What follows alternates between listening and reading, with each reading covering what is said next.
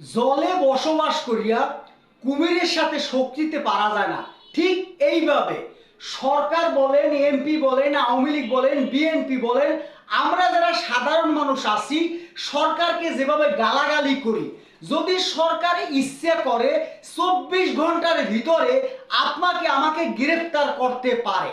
আমরা জানি, তারপরও কলম আমরা নিজেরা যেইভাবে সরকারকে গালাগালি করি। ইটালি প্রবাসী মনির, সেই ইটালিতে বসে আমাদের সম্মানিত তারেক জিয়া, এই তারেক জিয়া সাহেব কলম সে আগের চেয়ে হাজার হাজার গুণ কলম পরিবর্তন হয়ে গেছে। আপনারা তার সোশ্যাল মিডিয়াতে দেখছেন যে সে যখন রাস্তায় বের হয়, রিক্সার ড্রাইভার, ভ্যান গাড়ির ড্রাইভার, রাস্তায় ভিক্ষুকের সাথে সে হাত মিলাইতে আছে। ইচ্ছা করলে কলম তারেক জিয়া কলম আপনার আওয়ামী লীগ বিএনপির যত ঘর বাড়ি পুড়িয়ে দিচ্ছে, জ্বালাইয়ে দিচ্ছে, হত্যা করছে বা এইসব কলম প্রতিশোধ নিতে পারে। তার কথা হচ্ছে, সম্মানিত তারেক জিয়ার কথা হচ্ছে, সম্মানিত প্রধানমন্ত্রীর কথা হচ্ছে, কোনো প্রতিশোধ নেওয়ার দরকার নেই।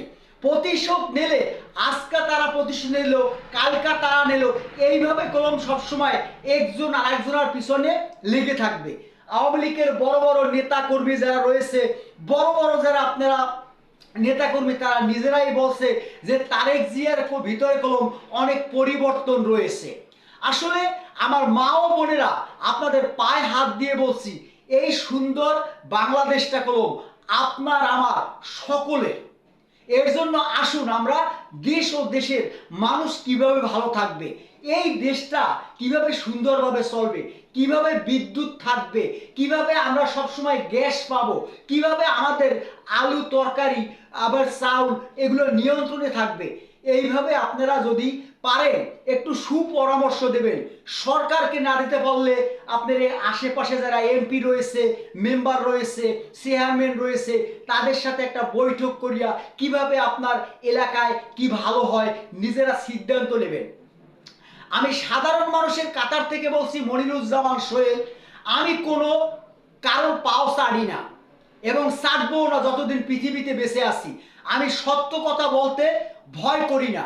আসলে শেখ হাসিনা এই বাংলাদেশে অনেক উন্নয়ন করেছে, আবার জুলুমও করেছে।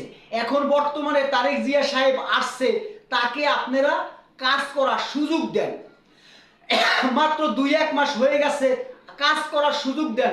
দেখেন সামনের দিকে আমাদের দেশটাকে আস্তে আস্তে উন্নতির দিকে এগিয়ে নিয়ে যেতে পারে কিনা। হিংসা অহংকার নয়, আসুন আমরা সকল ধর্মের মানব জাতি দেশ ও দেশের মানুষের কল্যাণে কাজ করি। আর পাশাপাশি চেষ্টা করবেন অসহায় দরিদ্র খেটে খাওয়া মানুষ, যারা ভূমিহীন মানুষ, তাদেরকে একটু মাথা গোঁজা ঠাঁই করবেন। কারণ আমাদের বাংলাদেশে লক্ষ লক্ষ মানুষ কলম ভূমিহীন মানুষ রয়েছে।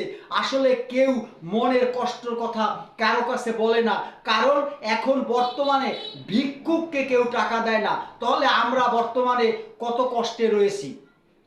ভিডিওটা যদি ভালো লাগে, যদি সত্যি সমস্ত ভিডিওটা আপনারা দেখেন, অবশ্যই শেয়ার করে সবাইকে দেখার সুযোগ করে দিবেন। আল্লাহ পাক রব্বিল আলামিন প্রতিটা মানুষকে নেক হায়াত দান করুক, সেই দোয়া করি। আসসালামু আলাইকুম ওয়া রাহমাতুল্লাহি ওয়া বারাকাতু। যারা ইউটিউবে দেখবেন, এমএস মনির 2 চ্যানেলটি সাবস্ক্রাইব করে দিয়ে পাশে থাকবেন। আর যারা ফেসবুকে দেখবেন, মনিরুজ্জামান সোহেল, আমাকে ফলো দিয়ে পাশে থাকুন। নিত্য নতুন ভিডিও আপনাদের উপহার দেওয়ার জন্য আমি আছি আপনাদের সাথে, ইনশাআল্লাহ।